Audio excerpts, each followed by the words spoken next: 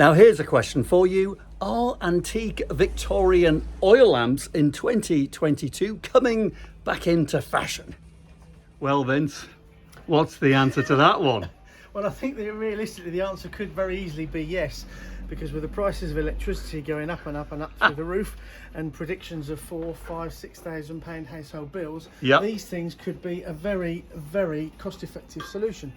Because stunningly pretty though they are, they started life in 1837 till about 1901. All our oil lamps are completely refurbished. Some come with china black bases, some come with wooden bases. The traditional sort of Corinthian stem, they run on paraffin, although back in Victorian times they ran on a variety of different fluids that they sometimes found rather difficult to get hold of. These have got snuffers on, they've got brand new wicks which you can turn them up and down. If you turn the wick up too much, it'll smoke. But generally, if you keep them both about even, then they work very well. They've got snuffers on which will put them out. We can't light them here in the shop, unfortunately, for insurance purposes.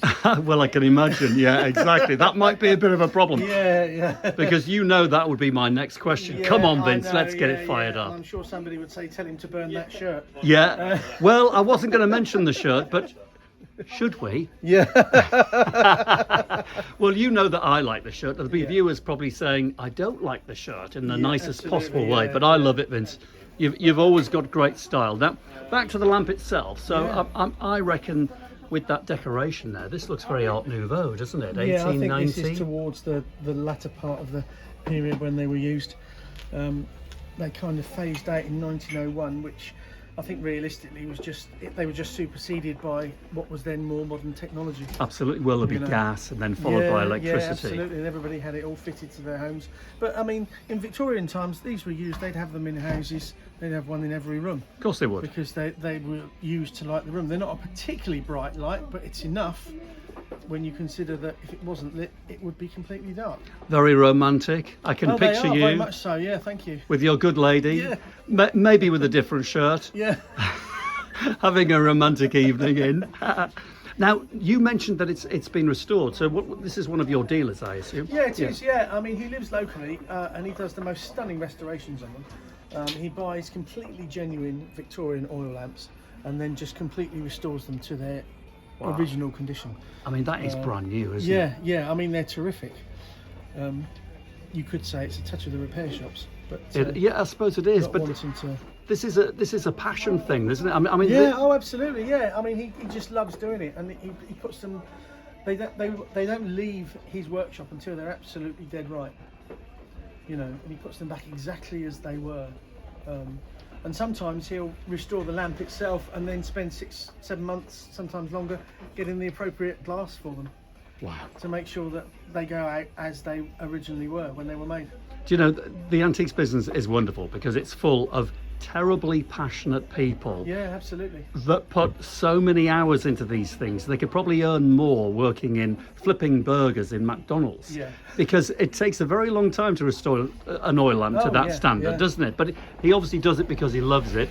What kind of ticket price have we got on it? $3.45 for that one. It's great because it's a piece of sculpture as well, isn't it? Absolutely, yeah. Oh yeah. When you look at the detail that's involved in them, even on the glass, I mean the paraffin essentially sits in there. And what about the base, Vince? What's that made from? I believe this one's china. Black china was a very popular base for them at the time. Yeah.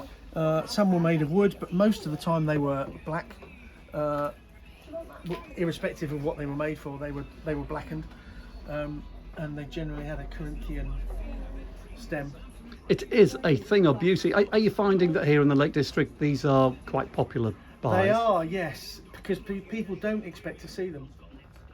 And if you had a holiday cottage, imagine having a holiday cottage here. Oh, absolutely. And one of those, it'd be amazing, wouldn't it? Yeah. Oh, yeah. Yeah, they fit in beautifully. People put them in modern houses as well as more of a centerpiece, really, as a point of interest. Yeah. Because most of them are so detailed. And that they're very pretty, as you can see. And the Victorians, being as they were, went to great lengths to make sure that they were all very colour coordinated. And they come in all sorts of shades of colours. We've got cerise pink ones, which are really quite loud. Like your shirt. Yeah, like the shirt. And we've sold various other colours that are really quite bright. The sort of colours that you don't expect to see on a traditional sort of 100-year-old plus oil lamp, but they work really well. It's just a nice thing. And, yeah, and, yeah, oh yeah, they are. They're very And good. I don't think you'll ever find the identical one ever again. So for 300 quid, it is a piece of art, a piece of sculpture, and one that you can use and enjoy those romantic evenings in, Vince. Absolutely perfect. They all work.